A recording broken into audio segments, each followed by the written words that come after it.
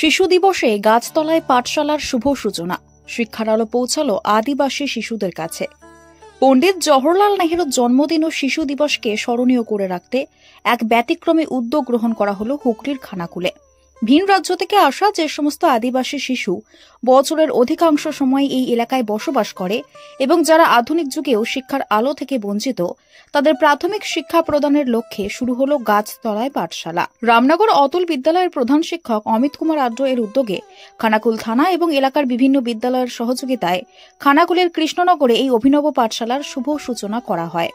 গাছতলায় পাঠশালার মূল লক্ষ্য হল সমাজে পিছিয়ে পড়া এই আদিবাসী শিশুদের প্রাথমিক শিক্ষার সুযোগ করে দেওয়া, যারা এতদিন ধরে শিক্ষার প্রাথমিক পাঠটুকু থেকেও বঞ্চিত ছিল।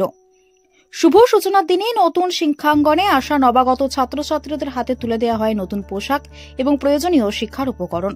এই উদ্যোগের প্রধান উদ্যোক্তা রামনগর অতুল বিদ্যালয়ের প্রধান শিক্ষক অমিত কুমার আড্ড জানান, আজ থেকে প্রতি রবিবার এই গাছতলায় পাঠশালাতে আদিবাসী ছাত্রছাত্রীদের প্রাথমিক শিক্ষার পাঠ দেওয়া হবে।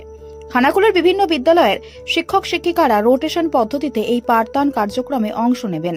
অমিত কুমার আড্ড আরো বলেন, ভবিষ্যৎ ভারতবর্ষ শিক্ষিত ভারতবর্ষ, এই লক্ষ্যকে সামনে রেখে সমাজের সর্বস্তরের শিশুদের সার্বিক শিক্ষার উদ্দেশ্যে আমাদের এই প্রচেষ্টা। আমরা চাই কোনো শিশুই যেন শিক্ষার আলো থেকে বঞ্চিত না হয়। এই মহতী উদ্যোগকে সাধুবাদ জানিয়েছেন স্থানীয় প্রশাসন, শিক্ষাবিদ এবং সুশীল সমাজের প্রতিনিধিরা। তাদের মতে গাছতলায় পাঠশালার মতো উদ্যোগ সমাজে পিছিয়ে পড়া অংশকে মূল স্রোতে ফিরিয়ে আনতে এবং সকলের জন্য শিক্ষার অধিকার সুনিশ্চিত করতে গুরুত্বপূর্ণ ভূমিকা পালন করবে। এই মহতী উদ্যোগকে সাধুবাদ জানিয়েছেন স্থানীয় প্রশাসন, শিক্ষাবিদ এবং সুশীল সমাজের প্রতিনিধিরা। তাদের মতে গাছতলায় পাঠশালার মতো উদ্যোগ সমাজে পিছিয়ে পড়া অংশকে মূল স্রোতে ফিরিয়ে আনতে এবং সকলের জন্য শিক্ষার অধিকার সুনিশ্চিত করতে গুরুত্বপূর্ণ ভূমিকা পালন করবে। শিশু দিবসের এই দিনে শিক্ষার আলো পৌঁছে যাওয়ায় আদিবাসী শিশুদের চোখে এখন নতুন স্বপ্নের ঝিলিক। খানাকুল থেকে পবিত্র ঘোষের রিপোর্ট, নিউজ আমার বাংলা।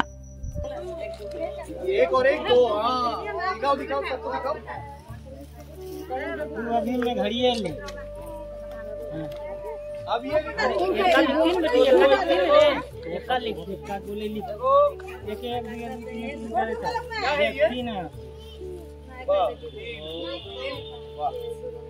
एक दो तीन तीन, ये तीन है क्या?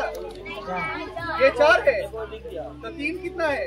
ये और ये पांच है।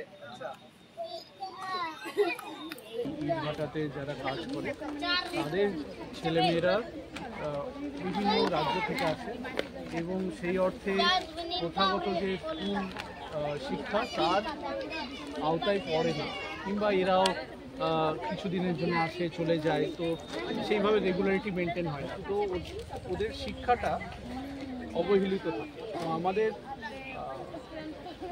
একজন প্রথম প্রধানমন্ত্রী, আজকে যার নামাঙ্কিত শিশু দিবস, তিনি একটা কথা বলেছিলেন যে everything can wait but education can not.